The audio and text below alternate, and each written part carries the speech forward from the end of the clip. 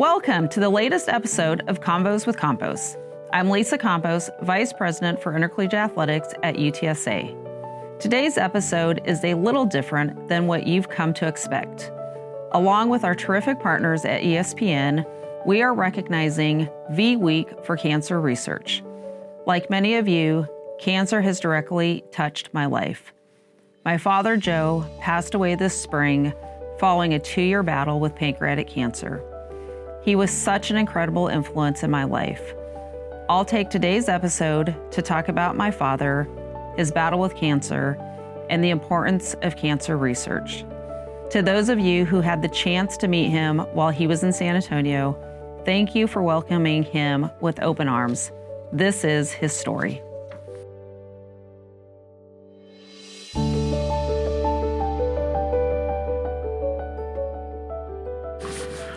So before we start discussing cancer, tell us about who your father was, what did he experience during his life, and what were his core values? Yeah, my father was a wonderful human being who taught me a ton growing up. From a core value perspective, number one, it was always to be kind to others, to treat people how they want to be treated. He was very humble, always taught me lessons through, not verbally, but like through his actions.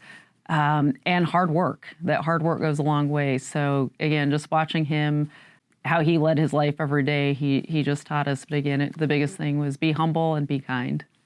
What was it like to grow up being Joe Campos' daughter, and how has he shaped your life?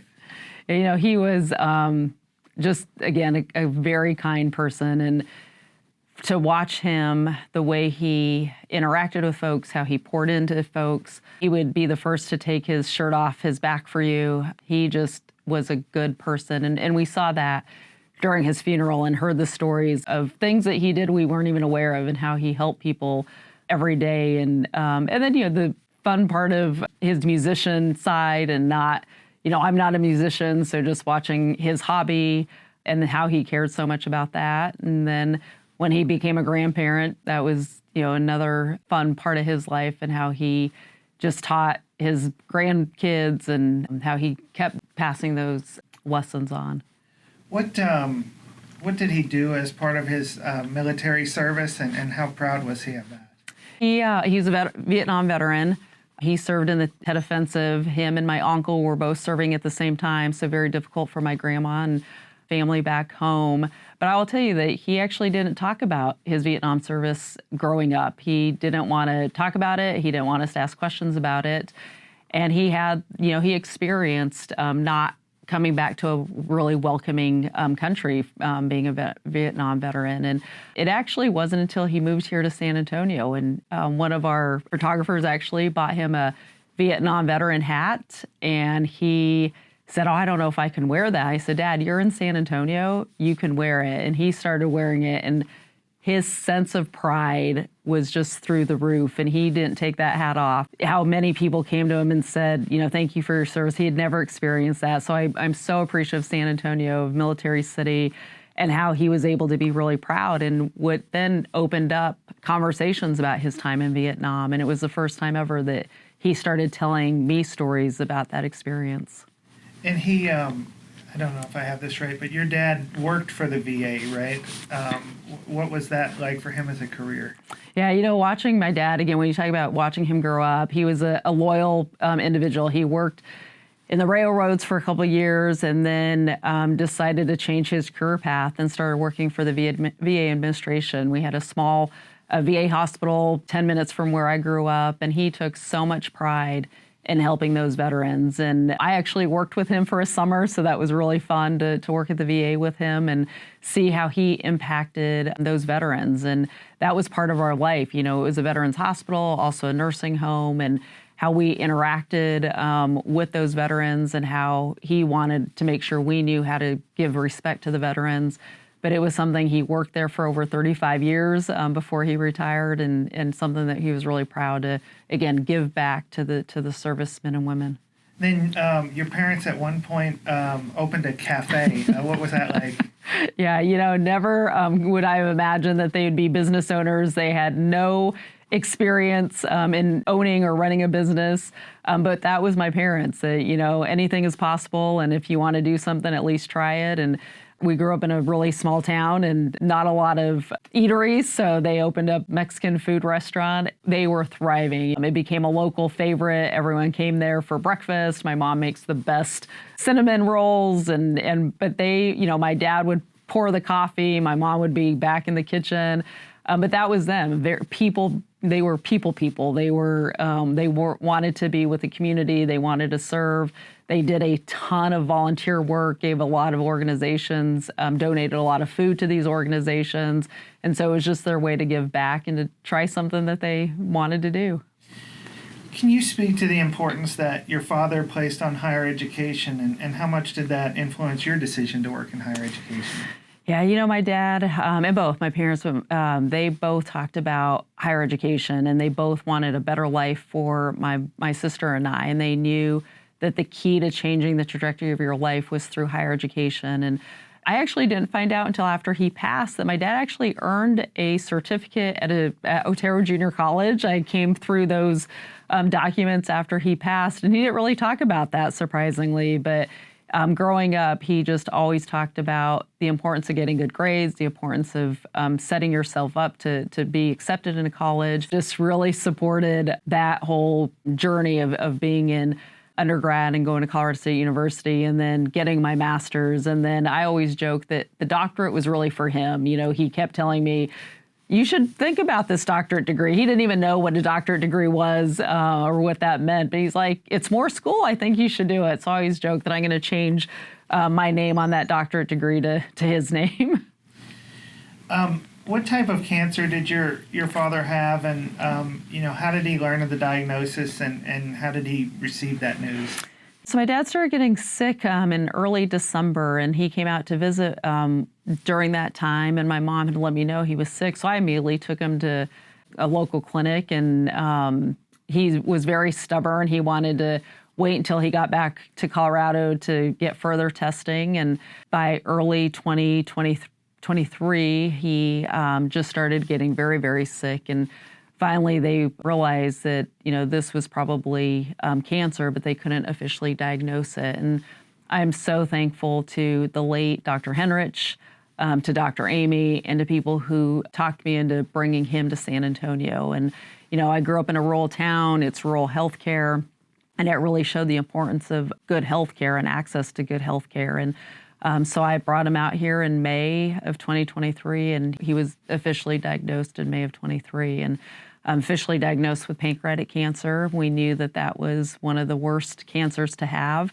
But the treatment that he received here in San Antonio through the Mays Cancer Clinic, through those doctors, it was amazing how they just treated him and how they walked us through the process. But yes, it was about a 2-year battle.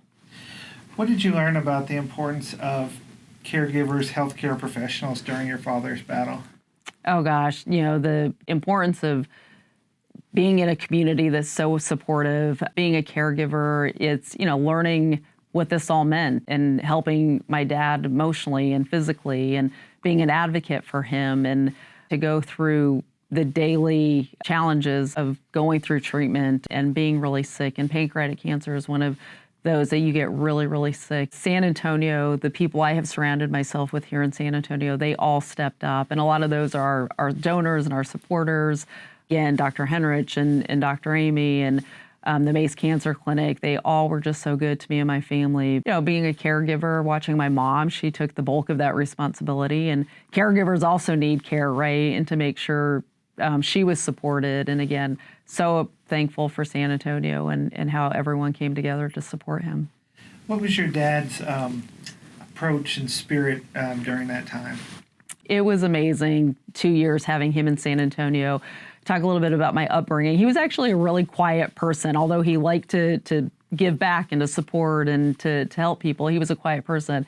Here in San Antonio, he was going to live. Once he found out he had cancer, he became part of this tailgate group, and he became the biggest Roadrunner fan and didn't want to miss a game, and became one of Carol Turk's biggest fans in volleyball, and he wanted to live. And to see him being so outgoing and telling stories and talking to everybody, really, really fun. But he fought. His goal was to see his grandkids graduate high school, and we knew for my son, who's only 11, that was going to be a pretty tough battle. But he had a chance to see my oldest nephew graduate high school, but he fought mostly, I think, for his 3 grandkids, for me and my sister, and for my mom.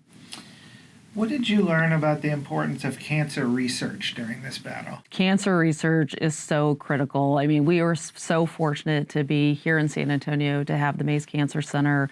It is a cancer research hub. It's leading in treatment and in research, and to have those resources in that cancer center here in San Antonio, we have to continue, especially pancreatic cancer, which is the 3rd deadliest form of cancer, that we have to continue donating to find a cure and to find out more about how it's developed. And, one of those cancers that you mostly find out when it's progressed and it's spread throughout your body. And so we have some great researchers here, again, through UT Health and through the Mace Cancer Center, and people who are doing amazing work to find treatment methods, to find how do we diagnose this sooner in patients. So cancer research is huge, and there's been some progress made, but definitely when you're talking again about the 3rd highest rate in death because of cancer, we got to continue to give to cancer research. Is there maybe one thing or a couple things that you want everyone to know about cancer now that you've gone through it with your dad? You never think it's going to be you and in your family, although all the statistics show that someone in your family, someone you know, will be affected by cancer. And I had gone through with it with my mother-in-law, with some aunts and uncles, but it really hit home to see your father go through that. And it opened my eyes to all the resources, all the research that's being done. Again, the resources that are provided, whether, and particularly for pancreatic cancer, whether it was PanCan, whether, again, it was the Cancer Center. It is really difficult to live that every day. And for the support that we were given, how people, again, came together, but it was still hard. And I'm just so appreciative of everyone who was given to find a cure and to find treatment for pancreatic cancer in particular. But and for the awareness, there's so many organizations who want to bring awareness to cancer, to pancreatic cancer. So when you go through it, you learn more and more about it. We talk about the South Texas Blood and Tissue Center, how the importance of giving blood. My dad had so many blood transfusions. There is so much that goes into it. The care the doctors give, how they research it. It was a learning process, how to maneuver the healthcare system. A lot to learn for sure. I know professionally the integration of UTSA and UT Health was meaningful for you, kind of being the first division to benefit from that partnership. But was it personally meaningful given the relationship you had with UT Health through your father's battle? Absolutely. I knew a little bit about UT Health and the Mace Cancer Center, but I learned so much more about what it's doing, how it impacts this community in such a positive way, how it gives just hope to people who are going through cancer, to sit, during his transfusions or during his treatments, and to have conversations with others that are going through it. And whether they're here in San Antonio or somewhere in South Texas, at the Mace Cancer Center, UT San Antonio with the health center is so critical to this community. So I've learned so much more about the impact that it's having. And my dad, we watched the research hospital being built, and I thought, I wonder if my dad will ever have access to it. And he did. At the end of his life, he was admitted to that hospital, and the care that was provided in that hospital was just incredible. So it matters to San Antonio, and I've just been personally affected by that. Were there things that you learned about yourself or new lessons that your dad taught you kind of during this two-year battle? Yeah, I know that I learned my perseverance through both my mom and dad, and as I look back at the journey, me and my mom often wonder, wow, how did we get through that? Because it was a lot. And again, we got through it because of so much support around us. But it goes back to, we just persevered. And then we learned a lot from my dad about living. And, I would just say to folks that, you can control your future by doing things today and taking care of yourself and getting checked, going to the doctors and getting your annual exams. And so you have control over your future by taking care of yourself today. And I think it also opened our eyes to what really matters, right? When you go through something like that there's a lot that we go through every day, but what really matters. And family has always been one of my core values and giving to family, and it probably just really strengthened that core value that family really matters and we're here for each other no matter what. How can people make a difference in finding cures for cancer? There's a lot of ways to make a difference, right? Whether it's helping with the awareness, again, specific to pancreatic cancer. In October, I'm wearing purple today, even though it's not October, but giving awareness to the disease, because if you haven't experienced it, you probably aren't even thinking about it. So giving people awareness about this third highest cancer killer, that to think about how late it's diagnosed and how awful this disease is. So give awareness, support, if you can volunteer in the caregiving, and then again, give to the research. It matters. We have, again, an incredible Mays Cancer Center here in San Antonio. Give to that research, help those researchers find a cure, help them find better treatment, better diagnosis, because we're all going to face, having been exposed to cancer and having someone in your life be exposed to that.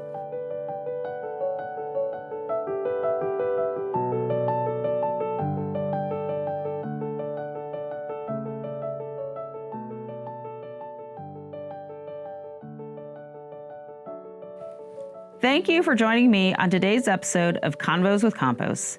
In this holiday season, however you are able to contribute to defeating cancer, it will make a difference in the lives of so many who have been affected by this devastating disease. Please consider giving a gift to the Mays Cancer Center or the South Texas Blood and Tissue Center. It makes a difference.